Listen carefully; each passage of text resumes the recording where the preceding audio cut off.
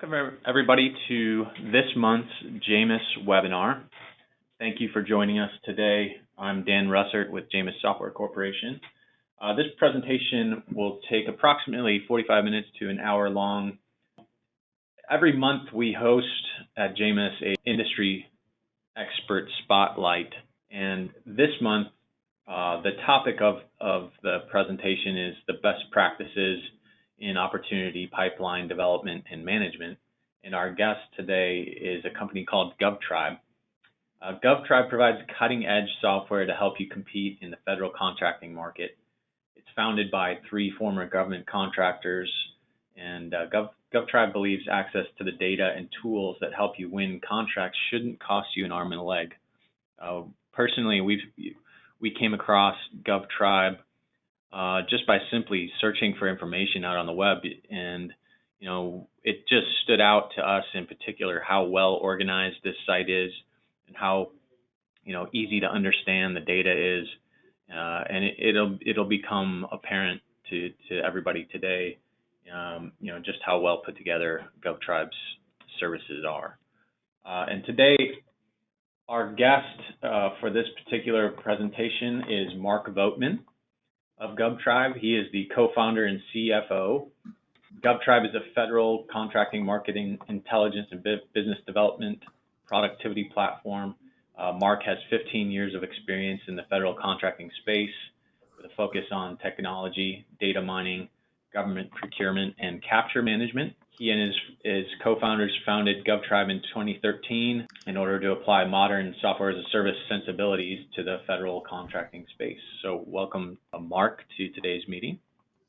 Thanks, Dan. Thanks, everybody, for joining today. Appreciate your time and willingness to take a look at GovTribe and what we can offer. Great. I'll be getting into some direct questions about GovTribe and some of the services that Mark provides with his company. First, just to remind everybody who JAMIS is, if you're not familiar with us on this particular webinar, we've worked in the government contracting industry for 30 plus years.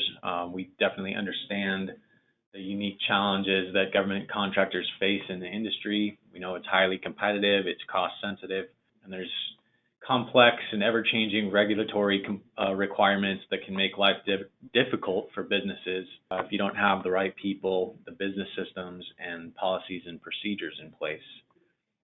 We've developed a platform that helps our customers manage, once you've actually identified the opportunities, bringing that data all the way through to when you're awarded a contract, and the planning that goes in and around that, the time and expenses, the accounting and finance, contract management, and various other services to help people have a seamless single source of truth for the whole entire process. But what happens before you identify that opportunity? That's not something that we specialize in, but we know that many of our customers face the challenge of like I said, a very competitive marketplace, and one that's difficult to find the right data to help you succeed. So let's talk about that process. Let's talk about how government contractors are finding new business. From our experience, government contractors have developed an over-reliance on generic, expensive subscription services that are used to fill the void of actual meaningful business development. You can monitor FBO, Acquisition Gateway, USA Spend, FPDS all day, every day, but so is everybody else. And you can attend, the various federal contracting and procurement conferences and events, but you tend to see the same people sitting on the GovCon panel and offering their advice. Putting your trust into those same expert systems or industry speakers that have all the answers, quote unquote, doesn't necessarily allow organizations to truly differentiate themselves or give you a competitive advantage. So how are contractors developing winning strategies with real facts and figures and trends? And I'll start that off with a first question to Mark. what are the common challenges that government contractors face when navigating it for new opportunities? That's a good question. And there are several, and they sort of cut across a few different areas. The first is, as you said, identifying the right opportunity. And there are lots of ways to do that. A lot of companies get their first opportunity, or get their first federal contract through relationships. And maybe they come in with a business status that makes it easy to get a new contract, like maybe they're a veteran-owned business or a women-owned business, or they're located in a hub zone or something like that. And they're able to, through these specialized programs the government offers, get a foot in the door. But then the question is, how do you build on that initial success? How do you turn an initial sort of lucky win into a sustainable source of revenue for your company? So continually identifying those opportunities is one thing, but you also have to then make sure you have a good business process around those opportunities for putting together a competitive proposal, for understanding which companies you might be bidding against, for deciding whether entering the market as a prime contractor or as a subcontractor makes more sense. So, lack of data or availability of data and having the right opportunities in front of you is certainly important. But putting that information into context using all of the available data and then making it actionable is really what separates, in my experience, a interested new federal contractor, or someone who's interested in getting in business, and someone who's going to be successful in building a sustainable revenue source through federal contracting. Absolutely. So yeah, let's talk about that data. When we're talking about the kind of information that people are looking for in the market intelligence within different tools and solutions, what are some of the specific things that people should be looking for? Sure. So, I think table stakes in this industry are having the relevant publicly available government data. So that means pulling in opportunity information from the sources of opportunity data posted by the government. So FBO, the agency-specific procurement sites, like Navy has one called NECO, the VA has one. There's reverse auction sites out there like DIBS for DLA. There's FedBid, which does some reverse auction work for civilian agencies. And then there's a bunch of spending data, both prime spending data and subcontract spending data. There's data out there about the companies. There's data about protests, all of which is scattered across a bunch of different government websites. So the market intelligence tools out there that are at all going to be able to provide any sort of benefit to your company have to at least be pulling in that data in some sort of a reasonably frequent basis. GovTribe, of course, does all of those things, but that by itself is not what makes a market intelligence tool useful or actionable to the company. You have to be able to then use that data to drive decisions. So if you have a given opportunity, how much work is it to do information on existing incumbent contracts, or who the competitors might be? Once you identify an opportunity, staying on top of updates in real time, and making sure that your team is available, is always aware of those changes as soon as they happen. And then supporting the business process around all of that. So, you have a list of opportunities, but a list of opportunities is not a pipeline. A pipeline involves people, it involves processes, it involves, decisions around whether or not you should expend your business development resources on a given opportunity. And it involves, managing tasks, managing documents. So those are the sorts of features that we believe the modern federal contractor, especially small businesses, are interested in, and that's why we developed the GovTribe platform. Yeah, and on that same topic, in talking to you about, why you started GovTribe and some of the things you were having difficulty with in the market, what were some of the things that you thought could be improved on, and how did GovTribe come about, and what were the building blocks of this solution, and what makes it sort of, separate from other solutions that are out there? So the existing solutions that, when I was a federal contractor, most recently, I came from Deloitte. My two business partners and I worked at Deloitte. We started the company in 2013, basically as a response to some of the legacy systems that were out there that were serving this market, that we thought were overpriced. They were, built on old technology, not very easy to use. They had some of the data sources I mentioned, but those data sources were not integrated very well or cross-referenced very well. And then, like I said, taking a given opportunity or taking any market research that you would put together and making it actionable, dropping it into a pipeline, and having it synced up with those government sources to get notifications as soon as updates came out, and to have that data then linked to your internal content, to your decision review gates, to the process around associating a P-win or an estimated value and projecting future revenue, all tied in with that government data. That was really what we were trying to do with GovTribe. The legacy players in this space, we felt, tended to treat the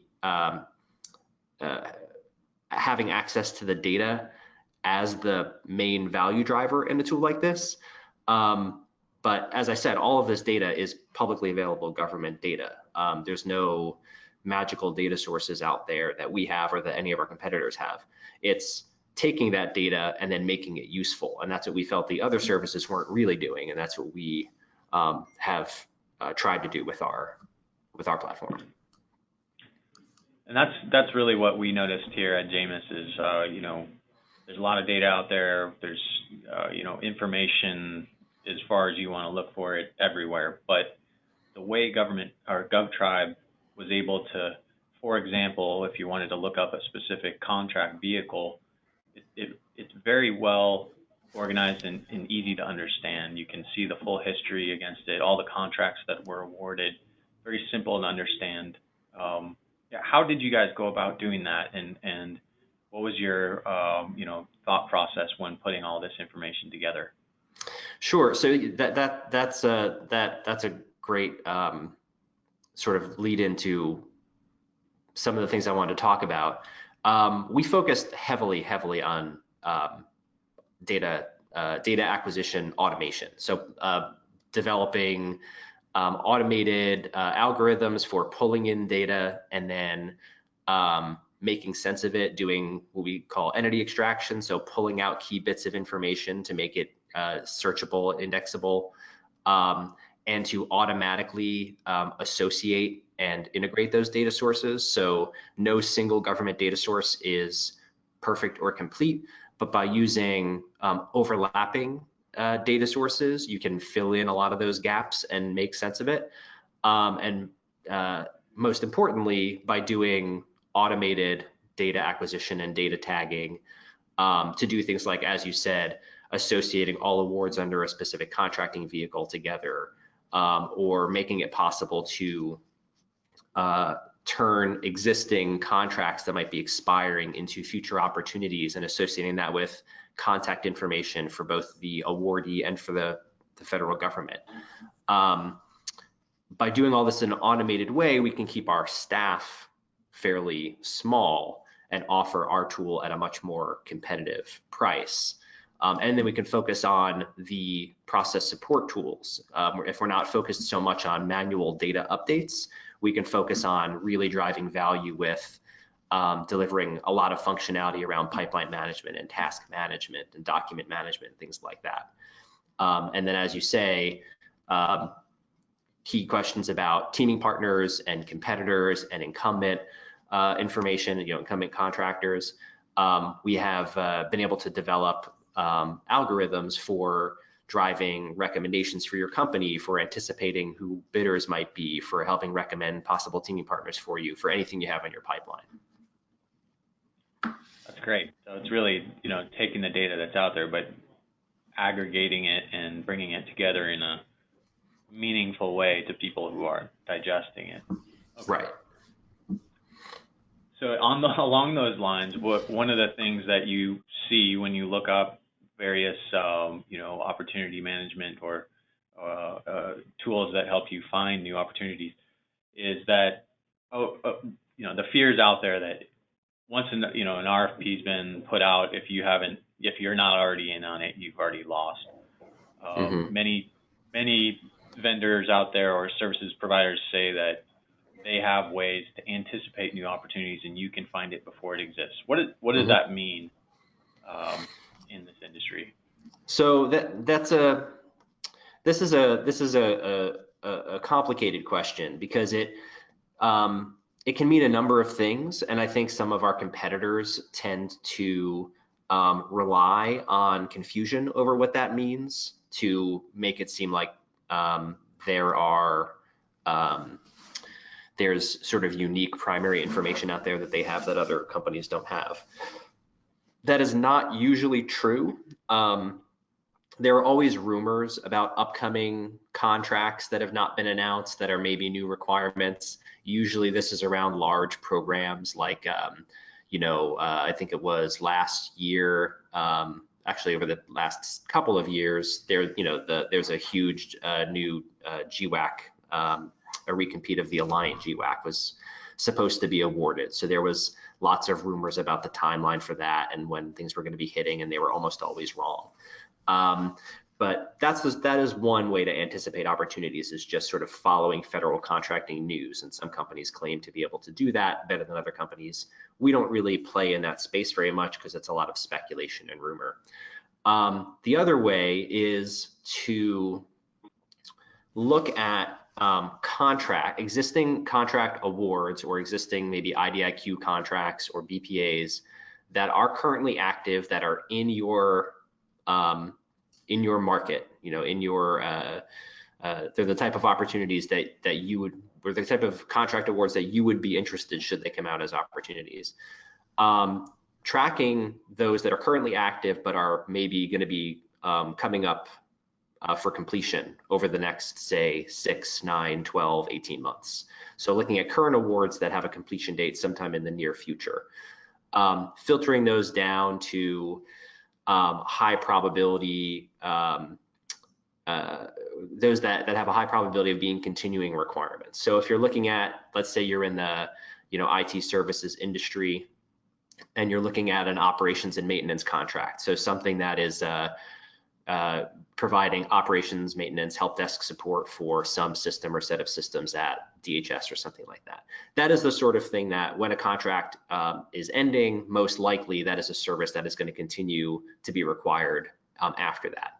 You can take that existing contract award, you can link back ideally to the original solicitation data, you can find out who the government points of contact are, you can add that sort of thing to your pipeline as a future possible recompete opportunity before an RFI or an RFP even hits the street. You can do that on GovTribe. We make it very clear that that is what you're doing. Some other companies out there that play in this space try to present that as if there is unique new information about upcoming releases of RFPs that they have done primary research on. That is almost never true, though. So when we get into the demo, I'll show you how we handle that, and that we have a clear idea what it is you're looking at. Excellent. Yep. I've talked a lot about how much we like the application, how well put together it is, how easy it is to digest that data, and I'd love to give Mark an opportunity right now to walk us through GovTribe and show us what it's all about. Sound okay to you, Mark? Yeah, let's do it. Okay. I'm going to pass the ball over to you. There we are.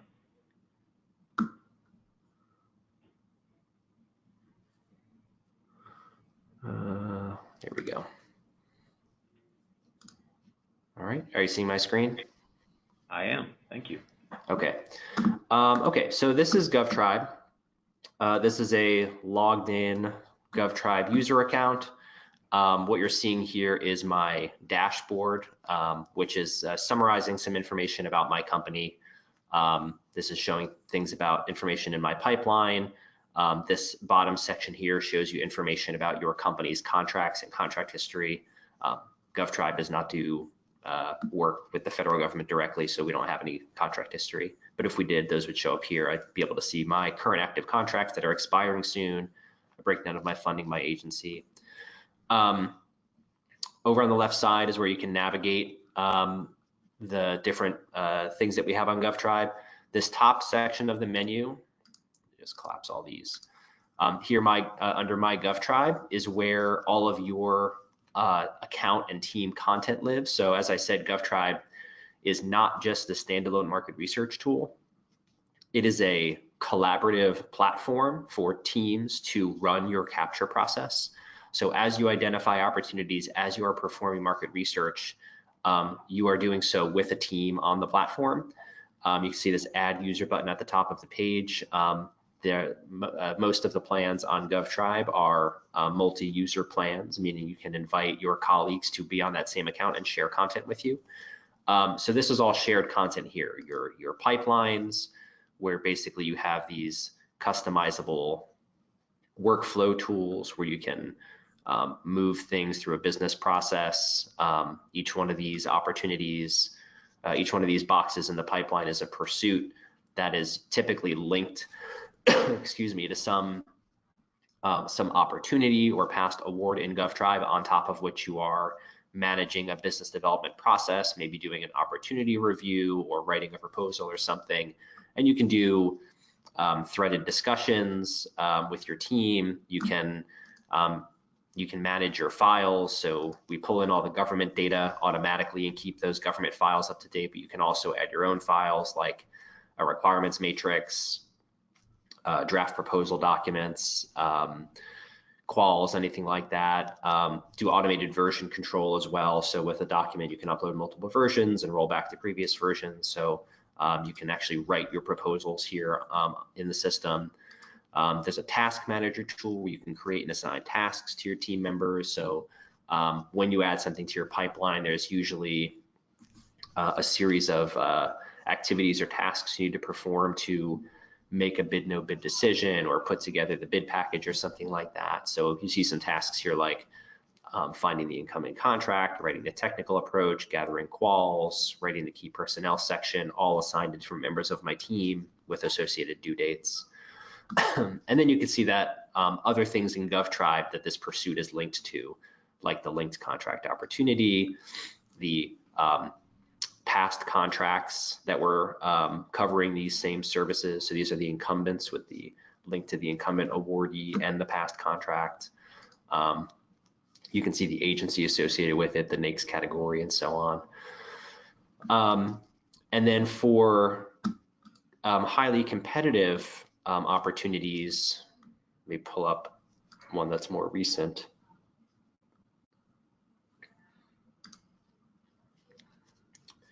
We have this tab that we call likely bidders, and this basically uses historical data combined with information about any current opportunity that you are tracking to project who the likely bidders are and show you their most relevant past performance, all automatically as soon as you add something to your pipeline. So as you are tracking an opportunity that you might want to bid on, you can understand who you're likely to be bidding against, what the past performance was that is relevant to this new opportunity, and if there was an incumbent contract, that's where you would find this. And if you're looking at an opportunity as a possible subcontractor, so if you are someone who wants to do work with the NIH and you provide some subset of the services for a listed requirement and you believe you're going to have to get onto a bid team, these are a list of those companies who are likely to be the prime based on their past experience. And then, so they're your list of possible teaming partners. And you can then, of course, click on any of those companies to check out the profile for that company, get contact information for them, see their entire performance history, things like that. So that's my GovTribe. You can see all your pipelines. You can see a list of all your pursuits, all your tasks, all your saved searches, which are your shared market research. Below that, the rest of the menu here are all of the different. This is all of the government data that were pulled in, organized across various different search pages. So in this opportunities section is where you can search federal contract opportunities. So this is solicitation stage notices. So this is things where you'll see pre-solicitations, sources sought notices, RFPs, RFQs, as well as past awards, cancellations, things like that. When you first come to this search page, you see a bunch of recommended opportunities. These are opportunities that we are automatically recommending to you based on your company and based on your browsing and searching activity on GovTribe. So as you use GovTribe and look at opportunities that interest you, these recommendations will refine more and more to show you things that you're interested in, sort of like the Amazon recommender. So it'll show you things that you might be interested based on other things you've seen and things you might be interested based on what other users like you have been looking at. But then you can of course put together custom searches, so you can filter down to a specific agency like Department of Defense, and you can drill down on specific NAICS categories, like we'll do 5415 for IT services. And then you can do keyword searches like cybersecurity. And when you do a keyword search, you can see that it matches in the title, it matches in the synopsis, it drills down into all of the file attachments to search for those keyword searches and shows you, excuse me, highlights so you can see where the match is occurring. And you can make your keyword searches more specific. Like right now, when I do a search for cyberspace security, it's searching for those two words, but not necessarily next to each other. You can further refine that by doing things like putting quotes around it for exact phrase matching. You can use and or operators to do more complex queries. Whatever helps you to narrow down your search to get at the types of opportunities that really matter to your company. And then you can save those searches and receive email notifications whenever new things get posted that meet those same search criteria. And those would be in addition to the recommendations emails that we send you automatically. For every user account, you get recommendations emailed to you just based on your company and your search history. We talked about federal contract spending as well. So in this awards section, this is where we use the award and spending data that the government makes available to do a number of things. You can, first of all, just understand market trends and develop market entry strategies using an understanding of any market segment that interests you. So if you were interested in, say, the Health and Human Services market and the Department of Homeland Security market, and you provide IT services. So just by putting in those couple of criteria, we can now go over to the reports tab and see some summaries of what this market segment looks like. So some automated live updating visualizations to show you things like total spending quarter by quarter for this market segment, or you can change it to month by month or year by year. You can set whatever time period matters to you. And then you have an interactive leaderboard here where you can see things like the top 10 to the top 50 companies in a given market segment. So these are the top 50 companies providing IT services to HHS and DHS. If you wanted to focus in on, say, small businesses, you can add a filter to see just companies that are winning total small business set-asides. And now we're seeing the top 50 small businesses providing IT services to those two agencies. You can also switch this to see the top funding agencies. So within DHS and HHS, here are the different offices and divisions that are spending money in this market segment and how much they're spending. You can see the breakdown by NAICS category. You can see the breakdown by, I don't know, IDIQs, if you want to see the top multiple award vehicles that are being used to award services in any given industry, all of which can help you develop a market entry strategy if you're someone who's trying to break into a new space. So if you are trying to get into IT services, for instance, as a small business, you can see here that a very significant portion of this is occurring under a few large contracting vehicles, like the First Source 2 IDIQ. To learn more about that, you can just open up that in a new tab. And now we're looking at information just about the First Source 2 IDIQ, which is, this is an IDIQ that is managed by Veterans Affairs for IT hardware and software. You can see, if you scroll down, you can see total amount spent on it. You can see the task order distribution. So you can see here by different company type, you can see a distribution of the companies and how much money they're getting under this vehicle. You can see the total task orders broken down.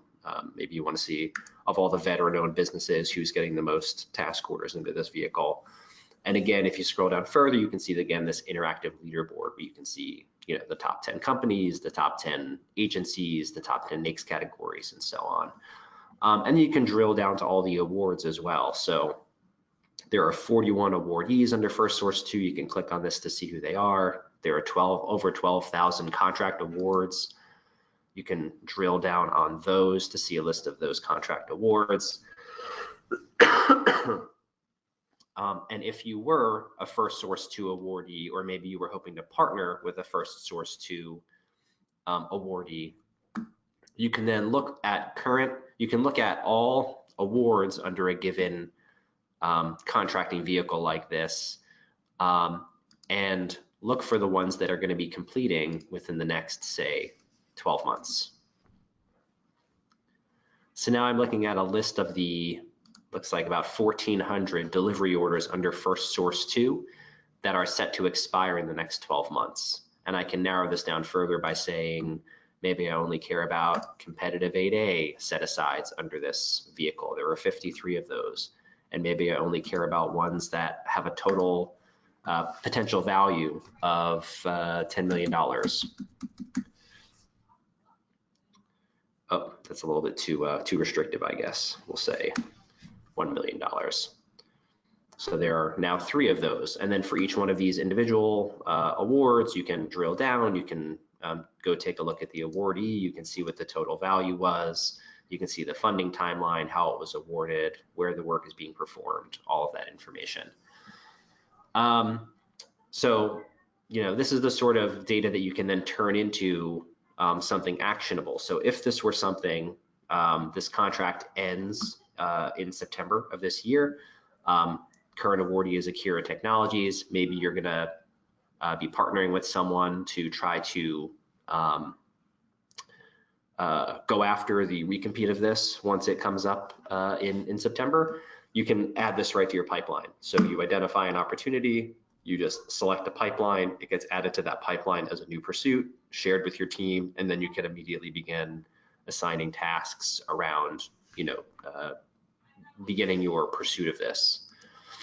Moving a little further down the list, you can also search against all of the companies that are performing services for the federal government. So you can search for companies by name. You can filter based on their company types. You can do research on companies that are, you know, maybe have experience doing work for the VA, and that are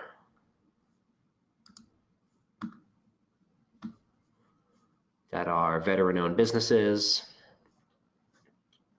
and provide construction services. And now we have a list here of all service-disabled veteran-owned businesses that have contract history providing construction services to the Department of Veterans Affairs. There are 813 companies. You can export this out to Excel if you want a list of those companies with contact information. You can click on any individual company to see more information about them, including contact information, who they prime and sub to, a link out to all of their awards, all of their IDIQs, any multiple award vehicles that they're on, things like that. Another thing you could do with this sort of data is, I mentioned, using sort of cross-referencing data sources and using overlapping data sources to do really sorts of interesting analysis. An example of that might be, let's say that you are a company you're an 8A company, and you are interested in identifying 8A contracts that are coming up for possible recompete, where the incumbent awardee has graduated out of the 8A program. So they would not be able to compete for any possible rebid of that because they're no longer an 8A company.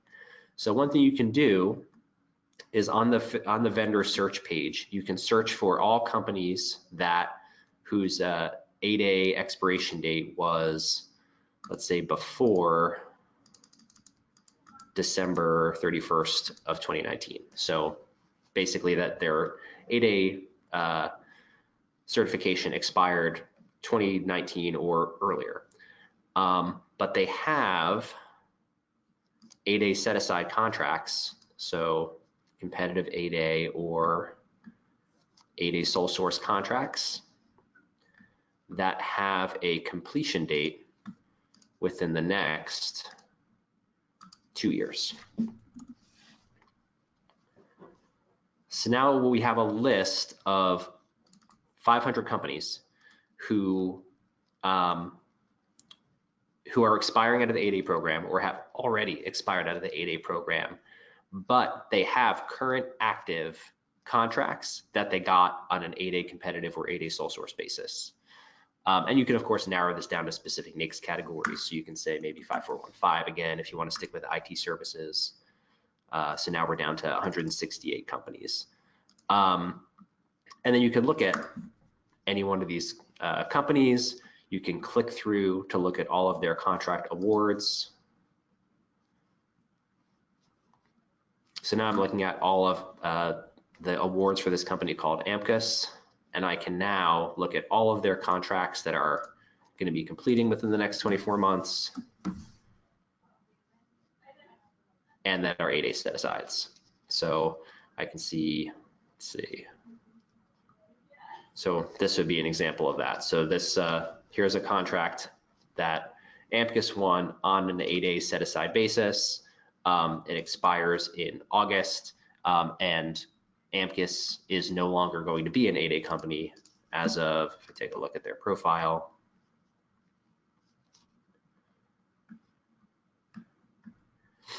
I can see that they expired out of the program in October of last year. So should any of their 8A set-aside contracts come up for rebid, AMCUS will not be able to bid on them. So you can use the information that you can find on GovTribe to identify those awards, ideally identify contact information for the federal government, make sure that contract officer is aware of your capabilities and your status as an 8A company, and begin to get intel on possible rebid opportunities even before anything has been posted. And again, you can add these to your pipeline and manage this due diligence, manage these communications, both within your team and with external parties, all through the pipeline tool on GovTribe. So those are just a few examples of the sorts of things you can do here. Dan, is there anything else is there anything more specific you'd like me to touch base, or are there any attendees? If there's anything that anyone would like to see more specifically, you can feel free to put that in the chat box or in the questions section of your side panel. Yeah, this is exactly what I was looking to see myself. I mentioned it's data that's easy to digest and data that's organized in a way that's actionable, which is a rare thing to find in the market. Yeah, really good overview. and the thing that we really love about it, and that we really focus on, is making it actionable, not just with an individual, but with a team. So as you identify things, it doesn't get lost or buried in your email, or siloed off somewhere in a spreadsheet. You identify some information, you can add it to a pipeline, and then within that pipeline, if I go back over to one of these guys, you can start a discussion about it, and invite comments from your colleagues. You can assign tasks to your team members to maybe assign someone, make it their responsibility to reach out to the contracting officer, or if you wanted to try to build a teaming relationship, you could build tasks around that. If you wanted to start pulling together documents associated with a possible bid package, maybe you're pulling together your key personnel resumes, or you want to make sure you're pulling quals or proposal segments from other successful bids in the past, you can all start gathering that here. And you and your team are all aware in real time as this content is being added and as these discussions are happening. That's excellent. And by the looks of the application, it's a very modern tool set, and it looks like something that's easy to export data to other sources. Is that correct, Mark? Yeah, so you can, on any of these search pages, be it on federal contract awards or opportunities or vehicles, all of this is exportable out to a CSV document, which you can format and upload into any system you want. We are currently working on direct integrations, or we're working on a public API, and we're going to be doing our first custom direct integration with Salesforce later this summer, and then other systems integrations to come down the road. We currently have a private API, and we've done some direct integrations into internal BI tools and CRMs already on an enterprise basis, but we're looking to make that even easier and available through the web platform in the coming months. So along those lines, if anybody's a Janus customer on the webinar today, we have a modern tool set that's able to work well with other applications. GovTribe has the same. It's something if you wanted to sync up your data from your opportunity pipeline and bring that over to when you're either you have a high probability of award, or you're awarded a contract and you want to carry over everything that you've been working on. That's something we could talk about as well. Yeah, I would love to get feedback on if there are Janus customers who would be interested in a GovTribe to Janus integration. For today's presentation purposes, this is a great high-level overview of the system. What I'll put out there, I'm going to switch over to my screen real quick so that everybody can see it. If anybody is interested on this call, or wants to talk to us about working together with GovTribe, feel free to contact me. My contact information is here on the screen, and I have Mark's information here as well.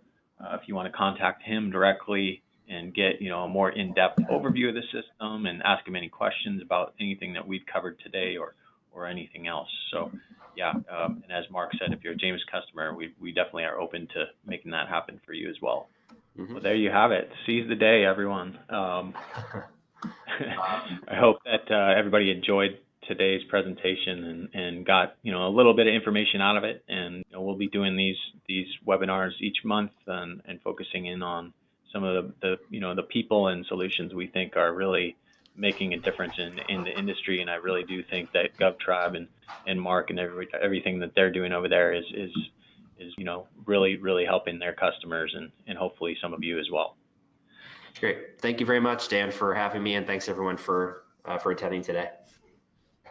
Thank you all very much, and you have a great afternoon.